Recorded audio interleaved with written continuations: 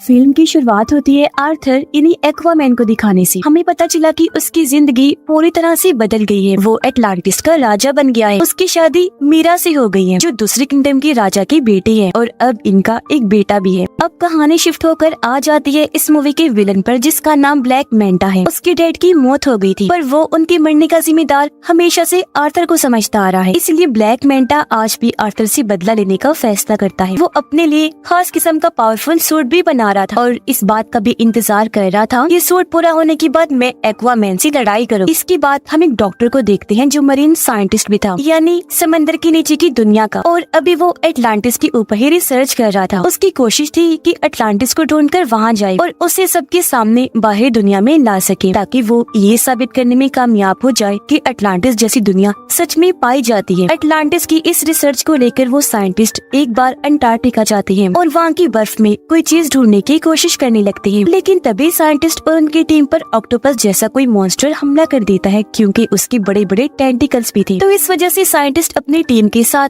वहाँ पर फंस जाते हैं। इसीलिए वो अपने बाकी साथियों को सिग्नल भेजकर मदद मांगते हैं। तब उनकी मदद करने उनका एक साथी आ भी जाता है, यानी ब्लैक मैंटा। ये लोग मिलकर काम कर रहे थे। यहाँ आने के बाद ब्लैक मैंटा साइंटिस्ट और उनके साथियों की जान तो बचा लेता है, लेकिन वो खुद यहाँ रिसर्च करने लगता है, जिसके लिए वो बर्फ के और नीचे जाने लगा। काफी गहराई में आने के बाद उसे टूटा हुआ ब्लैक ट्राइडेंट दिखता है, और अब जैसे ब्लैक मैंटा टूटे हुए ट्राइडेंट को उठाकर जोड़ता है तो उसे इसका असली मालिक नजर आने लगता है, जिसका नाम कॉर्डेक्स था। ये काफी चालाक खतरनाक लग रहा था। वो ब्लैक मैंटा की यादों में कहता है कि तुमने क्योंकि मेरा टूटा हुआ ट्राइडेंट जोड़ दिया है, इसलिए अब तुम बहुत ताकतवर बन जाओगी, साथ ही अपने दुश्मन एक्वामैन से बदला भी ले पाओगी, और तो और हर वो चीज तुम कर सकते हो जो तुम करना चाहते हो। अब पता चला कि दुनिया की सूरत हाल काफी खराब हो गई है, क्योंकि ग्लोबल वार्मिंग इतनी बढ़ गई है कि सुनामी और सैलाब वगैरह आते रहते हैं। इस वजह से बाहरी दुनिया के साथ साथ समंदर की दुनिया में भी काफी मुश्किलात आ रही हैं, क्योंकि इस सारी सूरत हाल की वजह से समंदर के क्रिएचर्स धीरे धीरे मरते जा रहे हैं। सब कुछ देखते हुए अटलांटिस की काउंसिल्स की मीटिंग होती है, जिनमें आर्थर भी शामिल था। यहाँ आर्थर सब काउंसिल्स के सामने ये ऑफर रखता है कि हमें मिलकर बाहरी दुनिया के लोगों से बात करनी चाहिए और अपनी एडवांस टेक्नोलॉजी को उनके साथ शेयर करना चाहिए, बांटना चाहिए, ताकि इस तरह बाहरी दुनिया भी तरक्की कर सके और फिर वो हम लोगों की भी मुश्किलात को हल कर सके। पर जाहिर सी बात है, कोई भी इस बात पर राजी नहीं होता। सभी काउंसिल्स मिलकर कहते हैं कि ऐसा नहीं हो सकता।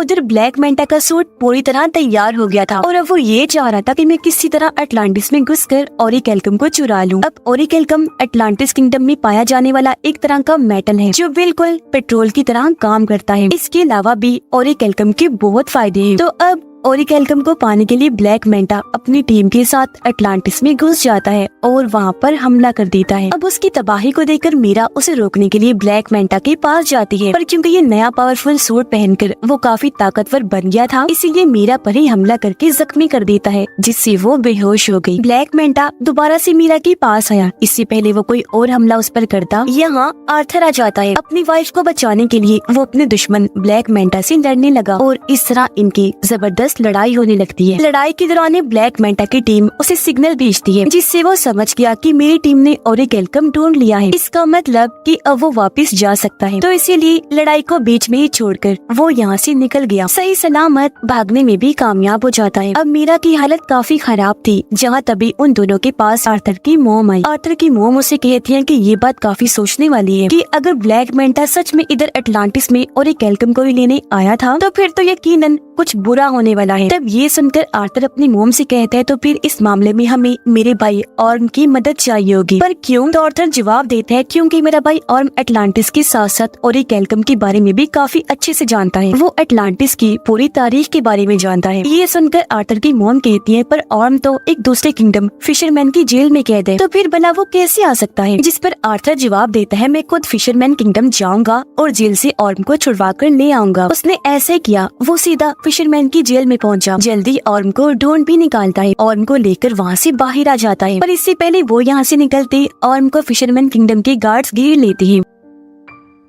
ऑर्म की हालत अब काफी खराब हो गई है, क्योंकि यहाँ उसे ठीक से खाना नहीं दिया जाता था, जिस वजह से उसका जिस्म काफी कमजोर हो गया था। पर जैसे ये बाहर आई और समंदर का पानी इसके जिस्म को लगा, वो पहले की तरह सेहतमंद और ताकतवर बन जाता है। उसके पास पहले जैसी पावर्स भी आ जाती है। इसलिए ऑर्म अकेला ही गार्ड से भिड़ गया, उन पर भारी पड़ता है। एक ही झटके में सभी गार्ड्स को मार के रख देता है, जिसके बाद दोनों भाई यहाँ से निकल जाते हैं। रास्ते में बातें करते करते दोनों एक दूसरे को अपनी अपनी जिंदगी के बारे में बताते हैं। आर्थर ऑर्म से कहता है कि मैं अटलांटिस का राजा बन बन के थक गया हूँ, अब मुझे इस काम में बोरियत होने लगी है। लेकिन ये सुनकर ऑर्म को काफी हैरत हुई। वो आर्थर से कहता है कि जिस राजा की गद्दी को पाने के लिए मैंने भी बचपन से कोशिश की कि मैं राजा बन जाऊँ, पर वो गद्दी तुम्हें मिल गई, जिस गद्दी की तुम्हें कोई परवाह भी नहीं है। ये बात तो काफी अजीब और कमाल की है। जिसके बाद ये दोनों सीधा किंगफिश के पास गए और उससे ब्लैक मेंटा के बारे में पूछने लगते हैं, जिस पर किंगफिश दोनों को जवाब देता है कि ब्लैक मेंटा तुम दोनों को एक आइलैंड पर मिल सकता है, जो आइलैंड साउथ एरिया में है। और अब ये सुनकर दोनों भाई साउथ एरिया की तरफ निकल जाते हैं उस आइलैंड पर जाने के लिए। पर यहाँ आकर उन्होंने देखा कि पूरा आइलैंड ही बदला हुआ है। ऐसा लग रहा है जैसे ऑरिकेल्कम को जलाकर उसका धुआं यहाँ फैला दिया गया है, जिससे यहाँ के पेड़ पौधे यहाँ तक कि जानवर भी पूरी तरह म्यूटेट हो गए हैं, बदल गए हैं, जिस वजह से उनका साइज काफी बड़ा हो गया है। यहाँ तक कि इधर के चूहे भी इतने बड़े हो गए हैं कि उनका साइज हाथी जैसा लग रहा है। साइंटिस्ट दिखाया गया जो इस वक्त ब्लैक मेंटा के ठिकाने पर होता है। यह साइंटिस्ट जब कोडेक्स के टूटे हुए ब्लैक ट्राइडेंट को देखता है तो बिना सोचे उसे पकड़ लेता है, और अब उसे छूते ही साइंटिस्ट को भी अपने दिमाग में कोडेक्स दिखाई देने लगता है, जो साइंटिस्ट को भी गलत काम करने के लिए कहने लगा, जैसा उसने ब्लैक मेंटा को कहा था। पर तब यहाँ ब्लैक मेंटा आ गया। वो साइंटिस्ट के हाथ से ब्लैक ट्राइडेंट लेते हुए कहने लगा, साइंटिस्ट जी, आप जानना चाहती थी ना कि मेरा मकसद क्या है, तो सुनो। मेरा मकसद ये है कि मैं आर्थर और उसके पूरे खानदान को खत्म कर दूं, और अगर ऐसा करने के लिए मुझे किसी शैतान से भी डील करनी पड़ी तो मैं इसके लिए भी राजी हूँ। तभी हमने देखा कि ब्लैक मेंटा के इस ठिकाने को ढूंढते हुए यहाँ आर्थर और ऑर्म भी आ जाते हैं, जो आते ही साइंटिस्ट से मिले। वो क्योंकि समझ गया था कि आर्थर और ऑर्म एटलांटिस से आए हैं, तो वो उन्हें बता ही देता है कि उसका मकसद एटलांटिस को भी बर्बाद करने का है। इसी के साथ साइंटिस्ट दोनों को ब्लैक ट्राइडेंट के बारे में भी बता देता है, और ये भी कि जैसे उसे छुआ जाए ट्राइडेंट के मालिक कोडेक्स की यादें दिखाई देने लगती हैं। इनकी बात चल ही रही थी कि तभी यहाँ ब्लैक मेंटा की टीम के लोग आर्थर और ऑर्म पे हमला कर देते हैं। लेकिन ये दोनों ही भाई मिलकर बहादुरी से उनका मुकाबला करने लगे। ये उनको काफी बुरा मार रही थे कि तभी यहाँ ब्लैक मेंटा आ जाता है, वो भी अपना पूरा सूट पहने हुए, और अब वो इन दोनों से लड़ाई करने लगता है। लेकिन इस बीच ऑर्म गलती से उस ब्लैक ट्राइडेंट को पकड़ लेता है, जिस वजह से उसे भी कोडेक्स की यादें दिखाई देने लगती है। तो ये सब होने की वजह से कुछ देर के लिए ऑर्म का लड़ाई पर से ध्यान हट जाता है, जिसका फायदा उठाकर ब्लैक मेंटा उस पर हमला कर देता है। वो जवाबी हमला ना करने की वजह से काफी जख्मी हो गया, और अब ब्लैक मेंटा इस तरह दोनों से लड़ता है कि वो इन पर भारी पड़ने लगा। अब जब ये लग रहा था कि ब्लैक मेंटा दोनों को ही मार देगा, तो तभी यहाँ मीरा के डैड आ गए, इन्हीं राजा, जो आकर दोनों की मदद कर देते हैं और इन्हें निकाल कर भी यहाँ से ले जाते हैं। यहाँ से काफी दूर जाने के बाद ये एक महफूज जगह पर आ गए, और यहाँ उन लोगों को ब्लैक ट्राइडेंट के बारे में सब कुछ बता देता है। अटलांटिस को ढूंढने वाले आर्थर के डैड थे, उनके पास भी एक ताकतवर ट्राइडेंट था, जो अब उनके बेटे किंग आर्थर के पास है। पर किंग यानी आर्थर के डैड का एक भाई भी था, जो और कोई नहीं बल्कि कोडेक्स ही था, और ये जो ब्लैक ट्राइडेंट है वो उसी ने ही बनाया था। अब जिस तरह आर्थर के डैड किंग अटलांटिस किंगडम को चला रहे थे, वैसे कोडेक्स एक दूसरे किंगडम को चला रहा था, जो कि बिल्कुल ही डार्क किंगडम था, यानी वहाँ खतरनाक क्रिएचर्स, मॉन्स्टर्स रहा करते थे। लेकिन परेशानी तो तब शुरू हुई जब कोडेक्स ने अपना असली रूप दिखाया। असल में कोडेक्स चाहता था कि वो अटलांटिस का ओरिकेल्कम चुराकर और पावरफुल बन जाए। कुछ हद तक वो ऐसा कर भी रहा था, लेकिन उसके ऐसा करने से अटलांटिस और समंदर के बाकी क्रिएचर्स मरते जा रहे थे। साथ ही अटलांटिस के अंदर बीमारियां भी फैल रही थी। अब इस तरह के हालात देखकर किंग आर्थर के डैड कोडेक्स के खिलाफ आकर खड़े हुए और उसे ये सब रोकने का कहते हैं। लेकिन कोडेक्स ताकत के नशे में इस कदर पागल हो गया था कि वो अपने बड़े भाई किंग के साथ ही बगावत पर उतर आया, और ऐसा होने से उन दोनों के बीच जंग छिड़ गई। पर जंग में किंग कोडेक्स को हराकर उसे कैद कर देते हैं। अब वो हमेशा के लिए वहाँ कैद रहे, कभी भी बाहर ना आने पाए। इसके लिए किंग ने अपने खून का इस्तेमाल किया, जिससे हुआ ये कि कोडेक्स जादुई कैद में बंद हो गया, जहाँ से उसका निकल पाना नामुमकिन है। आगे और बताता है कि इस वक्त कोडेक्स यादों के जरिए ब्लैक मेंटा के दिमाग में घुसा हुआ है, क्योंकि वो उसका इस्तेमाल करके आजाद होना चाहता है। ये सब सुनने की बात आर्थर और ऑर्म की मोम भी सारी बात समझ जाती है। वो उन्हें बताने लगी कि हाँ, मैं भी कोडेक्स के बारे में जानती हूँ, और जिस तरह किंग ने अपने खून का इस्तेमाल करके उसे कैद किया था, अब कैद से आजाद होने के लिए उसे किंग की नस्ल के किसी इंसान का खून चाहिए, जब भी कोडेक्स आजाद हो सकता है। मतलब जिनके अंदर किंग का ये खून दौड़ रहा हो। किंग का खून उनकी शाही फैमिली के लोगों में ही हो सकता है। ये सब सुनकर आर्थर समझ जाता है कि मेरे बेटे की जान खतरे में है, क्योंकि जाहिर सी बात है ब्लैक मैंटा के लिए सबसे आसान टारगेट उसका बेटा ही था, जिसे वो आसानी खत्म कर सकता था। इसलिए वो फौरन अपने घर आ गया। देखता है कि वहाँ सब कुछ तबाह हो गया है, घर जल रहा है, बच्चा यहाँ से गायब है, साथ ही वहाँ एक आदमी जख्मी पड़ा है। पूछने पर आदमी बताता है कि ब्लैक मैंटा यहाँ आया था, ये सारी तबाही उसी ने ही मचाई और वही तुम्हारे बेटे को ले गया है, जिससे साफ जाहिर हो गया कि आर्थर का शक बिल्कुल ठीक था। इसीलिए अब आर्थर और ऑर्म दोनों मिलकर उसके बेटे को बचाने के लिए जाने लगते हैं। पर उससे पहले इनकी मॉम दोनों को समझाती है कि हमेशा मेरी एक बात याद रखना कि तुम दोनों एक दूसरे के भाई हो, चाहे कुछ भी हो जाए तुम्हें एक दूसरे का साथ देना ही है। सीधा ब्लैक मैंटा के ठिकाने पर आकर वहाँ हमला कर देते हैं, लेकिन इन पर भी एक काफी बड़ा मॉन्स्टर हमला कर देता है, जिससे बाकी तो बच गए, लेकिन उसके सामने मीरा के डैड फंस जाते हैं। तब ऑर्म जाकर उनकी मदद करता है और मॉन्स्टर के जंगल से उन्हें निकाल लेता है। ये देखकर मीरा के डैड समझ गए कि जिस ऑर्म को मैं हमेशा से गलत समझ रहा था वो तो काफी अच्छा इंसान है। अंदर ब्लैक मैंटा के पास आर्थर का बेटा होता है। यहीं पर साइंटिस्ट भी था जो उस छोटे से बच्चे को देखकर बचाने का सोचता है, इसीलिए बच्चे को उठाकर यहाँ से भागने लगा। पर ब्लैक मैंटा जो उसे देख चुका था साइंटिस्ट पर हमला करके उसे जख्मी कर देता है और बच्चे को छीन लेता है। और अब जैसे ब्लैक मैंटा उसके बच्चे को मारने के लिए आगे बढ़ा,